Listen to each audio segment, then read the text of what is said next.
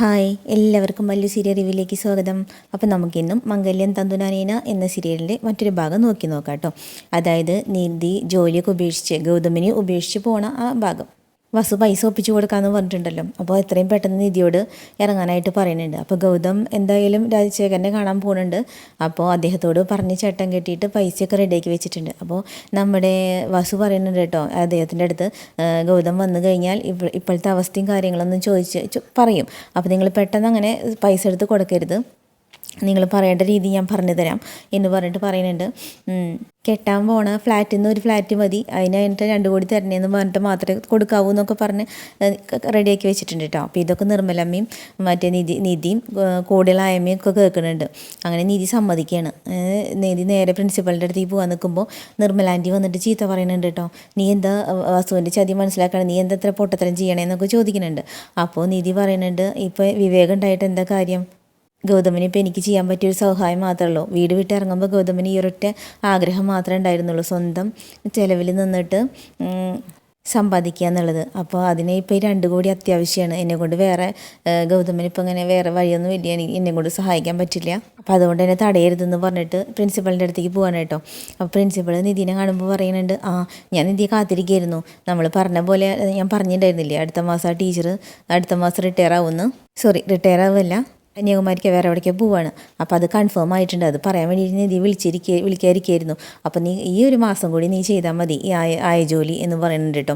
അപ്പോൾ നിധി പറയുന്നുണ്ട്, അത് പറയാൻ തന്നെ ഞാൻ വന്നേന്ന് പറയുന്നുണ്ട്. എന്നിട്ട് കാര്യങ്ങളൊക്കെ പറഞ്ഞു കൊടുക്കുന്നുണ്ട് കേട്ടോ, റിസൈൻ ചെയ്യണതും ഗൗതമിനെ വിട്ട് പോണതൊക്കെ. അപ്പോൾ അവർക്ക് തന്നെ ഭയങ്കര വിഷമമായി. എന്നെക്കൊണ്ട് പോലും ചിന്തിക്കാൻ പറ്റണില്ലല്ലോ നിധി, നിങ്ങൾ ഇത്രയും സ്നേഹിച്ചിരുന്നവരല്ലേ, ആരെങ്കിലും എന്തെങ്കിലും പറഞ്ഞു കേട്ടിട്ട് ഇത്രയ്ക്കും നീ ചിന്തിക്കാതെ അങ്ങനെ തീരുമാനം എടുക്കരുത് എന്ന് പറയുന്നുണ്ട് കേട്ടോ പ്രിൻസിപ്പൾ. പക്ഷേ നിധി പറയുന്നുണ്ട്, ഇപ്പോൾ ഈ ഒരു വഴി മാത്രമേ എൻ്റെ ഉള്ളൂ എന്ന് പറഞ്ഞിട്ട്. അപ്പോൾ പ്രിൻസിപ്പൾ എന്നാൽ എഴുതി സൈൻ ചെയ്യുമെന്ന് പറഞ്ഞിട്ട് പേപ്പർ എടുത്ത് കൊടുക്കുന്നുണ്ട്. എന്നാലും നീ ആശിച്ചൊരു ജോലി നിൻ്റെ കയ്യെത്താൻ ദൂരത്ത് എത്തിയപ്പോൾ നീ ഇങ്ങനെ ഒരു തീരുമാനം എടുക്കേണ്ടിയിരുന്നില്ല എന്ന് പറയുന്നുണ്ട് കേട്ടോ. അത് കഴിഞ്ഞിട്ട് പോകുമ്പോൾ നിധി പറയുന്നുണ്ട്, ചിലപ്പോൾ ഗൗതം എന്നെ അന്വേഷിച്ച് വരും, അപ്പോൾ എൻ്റെ ഉള്ള ഇഷ്ടം കൊണ്ട് ഇതൊന്നും പറയരുത്, ഗൗതം ഇതൊന്നും പറയരുതെന്ന് പറയുന്നുണ്ട് കേട്ടോ. ഈ സമയമാണെങ്കിൽ നമ്മുടെ ഗൗതം കയ്യോടെ 2 കോടി കിട്ടിയ സന്തോഷത്തിൽ വരികയാണ് കേട്ടോ. ഓട്ടോറിക്ഷ വിളിച്ച് വരുന്നുണ്ട്. നേരെ സ്കൂളിലേക്ക് വന്നിട്ട് നമ്മുടെ നിധിക്ക് സർപ്രൈസ് കൊടുക്കാം എന്നുള്ള സന്തോഷത്തിൽ, ഗൗതമിന് അറിയില്ലല്ലോ ഈ സംഭവങ്ങളൊന്നും, അങ്ങനെ സന്തോഷത്തിൽ വരികയാണ്. അപ്പോൾ സ്കൂളിൻ്റെ അവിടെ വന്ന് ഇറങ്ങിയിട്ടുണ്ട് കേട്ടോ. ഇതിന് മുന്നേ തന്നെ നിധി ജോലി റിസൈൻ ചെയ്തിട്ട് ഇവിടെ നിന്ന് ഇറങ്ങിയിട്ടുണ്ട്. അപ്പോൾ നിർമ്മലാൻറ്റിയുടെ നിന്ന് അടിയൊക്കെ കിട്ടുന്നുണ്ട് കേട്ടോ നിധിക്ക്. എന്നിട്ട് നിർമ്മലാൻറ്റി ചോദിക്കുന്നുണ്ട്, എനിക്കിപ്പോൾ എൻ്റെ സ്ഥാനത്ത് പാർവതിയാണെങ്കിൽ നീ സമ്മതിച്ചേനെ, ഞാൻ പറഞ്ഞതൊക്കെ കേട്ടേനെ, ഇപ്പോൾ നിനക്ക് എന്നെ അത്രയ്ക്കല്ലേ വിലയുള്ളൂ, അത്രയ്ക്കല്ലേ എന്നോട് സ്നേഹമുള്ളൂ, ഞാനാരാ ഗൗതമനെ പ്രസവിച്ചിട്ട് ഇട്ടുപോയി അമ്മയല്ലേ, അപ്പോൾ നിനക്ക് നിൻ്റെ മനസ്സിൽ എന്നോട് അത്ര സ്നേഹമല്ലേ ഉള്ളൂ എന്നൊക്കെ ഇങ്ങനെ പറഞ്ഞ് കുറേ പറയുന്നുണ്ട് കേട്ടോ. അതൊന്നും കേൾക്കാണ്ട് നിധി ഇറങ്ങിപ്പോയിട്ടുണ്ട്. അപ്പോൾ ആ സങ്കടത്തിലിങ്ങനെ നിർമ്മലമ്മ നിൽക്കുകയാണ്. ആ സമയത്താണ് നമ്മുടെ ഗൗതം 2 പെട്ടിയും കൊണ്ടിട്ട് സ്കൂളിലേക്ക് വരുന്നത് കേട്ടോ. അപ്പോൾ നിർമ്മലാൻറ്റി പെട്ടെന്ന് ഗൗതമിനെ കണ്ടു. നിർമ്മലാൻറ്റി വേഗം ഒളിച്ചു നിന്നു കേട്ടോ. എന്നിട്ട് ഗൗതം ഇങ്ങനെ നിധി തിരഞ്ഞെടുത്ത് നടക്കണതിൻ്റെ ഇടയ്ക്ക് പ്രിൻസിപ്പളിനെ കണ്ടു കേട്ടോ. പ്രിൻസിപ്പൾ പെട്ടെന്ന് ഞെട്ടിയേ നിങ്ങളോ, അങ്ങനെ ഉള്ളിലേക്ക് വരാൻ പറഞ്ഞിട്ട് കൂട്ടി കൊണ്ടുപോയിട്ടുണ്ട് കേട്ടോ. അപ്പോൾ ഗൗതം ഇങ്ങനെ തിരഞ്ഞുകൊണ്ടിരിക്കുകയാണ്, അകത്ത് പോയിരിക്കുന്നുണ്ട്. അപ്പോൾ ഞാൻ നിധിയുടെ ഹസ്ബൻഡാണെന്ന് പറഞ്ഞിട്ട് ഗൗതം, എനിക്ക് നന്നായിട്ട് അറിയാമെന്ന് പറയുന്നുണ്ട് പ്രിൻസി. അപ്പോൾ ചോദിക്കണ്ടോ, എനിക്ക് നിധിനെ ഒന്ന് കാണണമെന്ന് വിളിക്കാൻ പറ്റുമോ, അത് എന്നിങ്ങനെ പറഞ്ഞിരിക്കുകയാണ് കേട്ടോ പ്രിൻസിപ്പൾ. അപ്പോൾ ഇല്ല 2 മിനിറ്റ് ഞാൻ സംസാരിക്കാം, അപ്പോൾ പോവാം, ഞാൻ അവളോടൊരു സന്തോഷ വാർത്ത പറയാനായിട്ട് വന്നതാണ്, ഒന്ന് വിളിക്കുമോ എന്ന് ചോദിക്കണ്ട കേട്ടോ. അപ്പോൾ ഇത് ജനലിൽ കൂടെ നിന്ന് കാണുന്നതാണ് നിർമ്മലാൻറ്റി. അപ്പോൾ പ്രിൻസിപ്പൾ പറയുന്നത് കേട്ട് നമ്മുടെ ഗൗതം ഞെട്ടിപ്പോയിട്ടോ. നിധി ജോലി ഉപേക്ഷിച്ച് പോയി. എന്തായി പറയണേ, സത്യമാണോ ചോദിക്കേണ്ട കേട്ടോ ഗൗതം.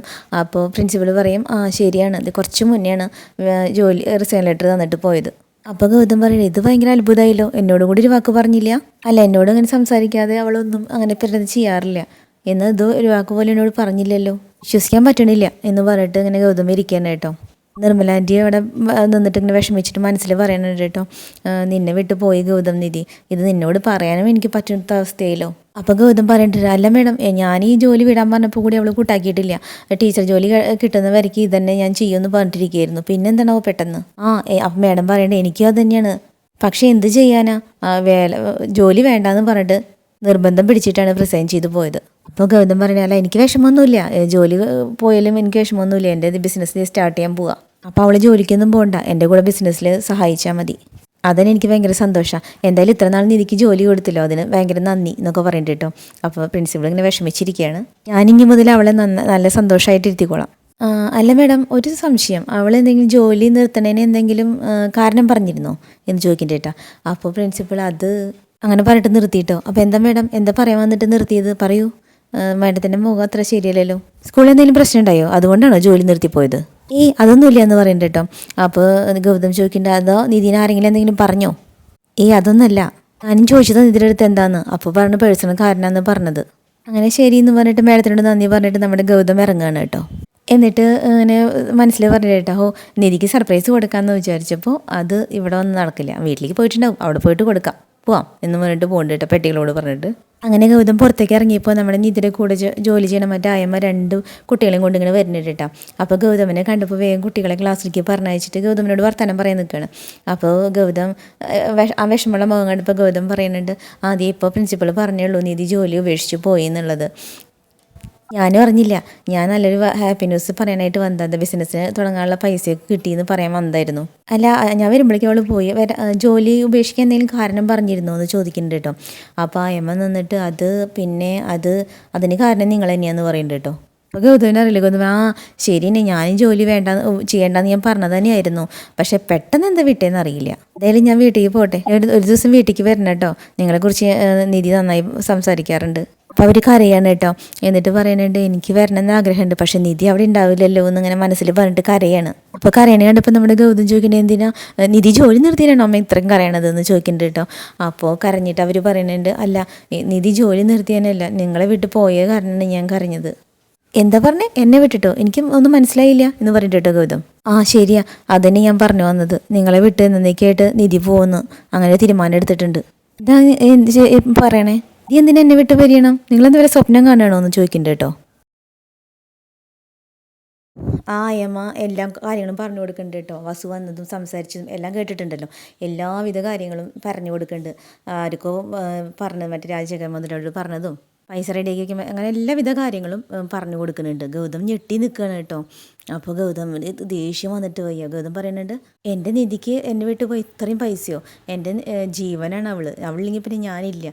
ഇതൊക്കെ നിന്നിട്ട് നമ്മുടെ നിർമ്മലാൻറ്റി കാണുന്നുണ്ട് കേട്ടോ, ഒളിച്ച് നിന്ന് കാണുന്നുണ്ട്.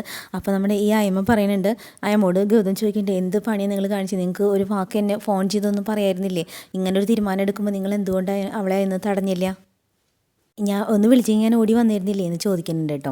അപ്പോൾ ആയമ്മ പറയുന്നുണ്ട്, ഞങ്ങളാവുന്നത് നോക്കിയതാ അയിന്ന് പിന്തിരിപ്പിക്കാൻ വേണ്ടി, പക്ഷേ അവൾ ഒറ്റ തീരുമാനത്തിലായിരുന്നു, സ്വന്തം ഭർത്താവിൻ്റെ സന്തോഷത്തിന് വേണ്ടിയിട്ട്, ഭർത്താവിന് പൈസ കിട്ടുമെന്ന് അറിഞ്ഞപ്പോൾ അവൾ അതെന്തും ചെയ്യാൻ തയ്യാറായിരുന്നു. അപ്പോഴേക്കും ഒരു കുട്ടിക്ക് വയ്യാന്ന് പറഞ്ഞിട്ട് പെട്ടെന്ന് വിളിച്ചതുകൊണ്ടാണ് ഞാൻ പോയത്. പക്ഷേ എൻ്റെ കൂടെയുള്ള മറ്റേ ആയപ്പണി ചെയ്യുന്ന വേറെ സ്ത്രീ ഉണ്ടല്ലോ, അവരുടെ പേരെന്താ എന്ന് പറഞ്ഞിട്ട് ഇങ്ങനെ ആലോചിക്കുകയാണ് കേട്ടോ ഈ അയമ്മ. നിർമ്മലാൻറ്റി അപ്പോൾ അപ്പുറത്ത് നിന്നിട്ട്, അയ്യോ ഇപ്പോൾ കൊളാക്കും എന്നുള്ള ഇതിൽ പേടിച്ച് നിൽക്കുകയാണ് കേട്ടോ ഗൗതമിനോട്. നിർമ്മല എന്നെങ്ങാനും പറയുമോ എന്ന് വിചാരിച്ചിട്ട് കുറച്ച് നേരം ആലോചിച്ചിട്ട് നമ്മുടെ ഈ അയമ്മ പറയുന്ന പേര് ഞാൻ മറന്നു. അവർ കുറേ നോക്കിയതാണ് നിധിനെ പിന്തിരിപ്പിക്കാനായിട്ട്, പക്ഷേ നിധി എന്തെന്നെ പറഞ്ഞാലും കേട്ടില്ല, ഉറച്ച തീരുമാനമായിരുന്നു നിധിയുടെ, അതുകൊണ്ട് ഞങ്ങളെക്കൊണ്ട് ഒന്നും ചെയ്യാൻ പറ്റിയില്ല എന്ന് പറയുന്നത് കേട്ടോ. അപ്പോൾ ഇത് കേൾക്കുമ്പോൾ ഗൗതമിനാണെങ്കിൽ ഗൗതമാകെ തകർന്നും പോയി, ഒപ്പം ദേഷ്യമുണ്ട് കേട്ടോ. അപ്പോൾ ഈ ആയം പറയുന്നുണ്ട്, ഇതിനൊക്കെ കാരണം വസുന്ധര എന്ന് പറഞ്ഞ സ്ത്രീയാണ്, അവരാണ് ഇതിനൊക്കെ കാരണം എന്നിങ്ങനെ പറഞ്ഞുകൊണ്ടിരിക്കുന്നുണ്ട് കേട്ടോ. അപ്പോൾ ഗൗതം ദേഷ്യം വന്നിട്ട് പറയുന്നുണ്ട്, ഇതുവരെ ചെയ്തൊക്കെ ഞാൻ ക്ഷമിച്ചു, ഇനി ഇത് എനിക്ക് ക്ഷമിക്കാൻ പറ്റില്ല എന്നും പറഞ്ഞിട്ട് പെട്ടിയൊക്കെ എടുത്ത് പോയിട്ടുണ്ട് കേട്ടോ. നേരെ വസുവിൻ്റെ അടുത്തേക്കായിരിക്കണം. ഈ സമയം നിധി നേരെ വീട്ടിലേക്ക് തന്നെയാണ് പോയിരിക്കണത് ഇപ്പോൾ. അപ്പോൾ അവിടെ നിൽക്കുന്ന സമയത്ത് ഗൗതം വിളിച്ചപ്പോൾ നിധി ഫോൺ എടുത്തിട്ടില്ല. ഗൗതം അങ്ങനെ കുറേ വിളിച്ച് നോക്കുന്നുണ്ട് അവിടെ നിന്ന് ഇറങ്ങിയിട്ട്, പക്ഷേ ഫോൺ എടുക്കണില്ല. കുറച്ച് കഴിയുമ്പോൾ നിർമ്മലാൻറ്റി വിളിച്ചപ്പോൾ ഫോൺ എടുത്തിട്ടുണ്ട്. അപ്പോൾ നിർമ്മലാൻറ്റി എല്ലാം പറഞ്ഞു കൊടുത്തിട്ടുണ്ട് കേട്ടോ, ഇങ്ങനെ ഗൗതം വന്നതും അയമ്മ എല്ലാം വിശദമായിട്ട് അറിയിച്ചതും എല്ലാം പറഞ്ഞു കൊടുത്തിട്ടുണ്ട്. അപ്പോൾ എന്തായാലും അടുത്തത് വസുവിൻ്റെ അടുത്തേക്കായിരിക്കും പോയിട്ടുണ്ടാവുക. അപ്പോൾ അടുത്ത എപ്പിസോഡായിട്ട് വീണ്ടും വരാം കേട്ടോ. Okay, by.